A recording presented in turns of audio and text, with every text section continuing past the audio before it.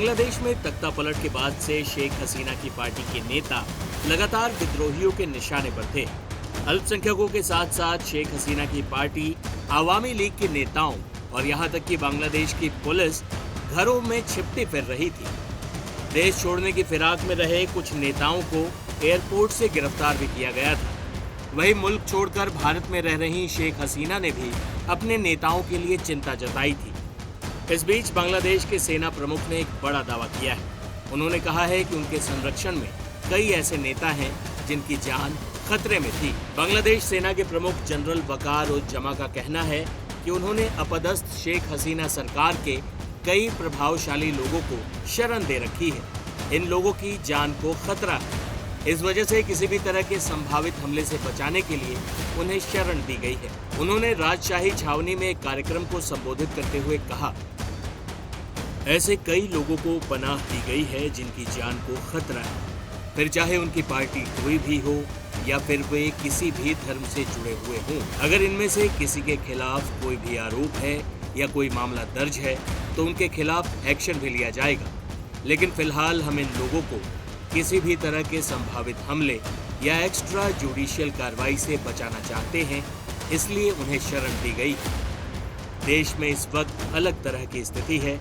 देश के 20 जिलों में अल्पसंख्यकों पर हमले की 30 घटनाएं हुई हैं। हम इन मामलों को देख रहे हैं और आरोपियों के खिलाफ जल्द मामला दर्ज करेंगे। अब स्थिति सामान्य होती जा रही है, लेकिन पुलिस अभी भी ट्रॉमा में है। एक बार चीजें सामान्य होने पर पुलिस एक बार फिर ठीक तरह से अपनी ड्यूटी कर पाएगी। वैसे पुलिस ने अलग अलग पुलिस थानों में काम करना शुरू कर दिया है। हम पुलिस को सुरक्षा दे रहे हैं। जब वे पूरी तरह से काम करना शुरू कर देंगे तो स्थिति सामान्य हो जाएगी। बता दें कि सेना प्रमुख का बयान ऐसे समय में सामने आया है जब शेख हसीना सरकार में कानून मंत्री रहे अनीसुल हक और हसीना के निवेश सलाहकार रहे सलमान एफ रहमान को ढाका एयरपोर्ट से गिरफ्तार किया गया था।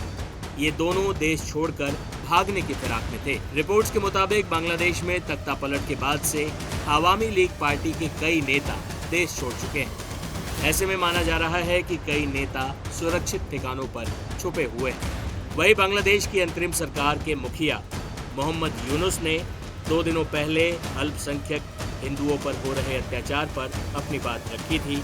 उन्होंने छात्रों से अपील करते हुए कहा था, आपके प्रयासों को व्यर्थ करने के लिए कई लोग खड़े हैं, इस बार असफल न हो। देश में अल्पसंख्यक समुदायों पर हमलों की स्पष्ट रूप से निंदा करता हूँ। ये जघन्य कृत्य है। क्या वे इस देश के लोग नहीं हैं? आप देश को बचाने में सक्षम हैं। क्या आप कुछ परिवारों को नहीं बचा सकते? आपको कहना होगा कोई उन्हें नुकसान नहीं पहुँचा सकता। वे मेरे भाई हैं।